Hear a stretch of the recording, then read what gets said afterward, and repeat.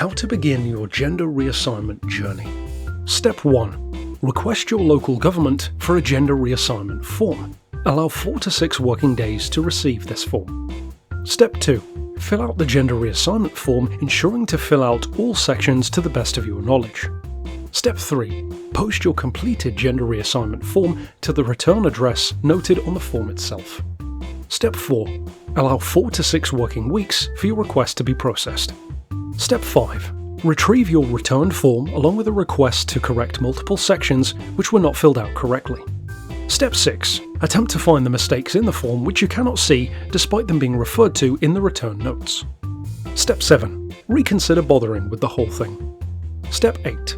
Procrastinate until the very last opportunity before the form's correction and resubmission deadline. Step 9. Correct the form, resubmit via post, and allow 4 to 6 working years for confirmation of application submission.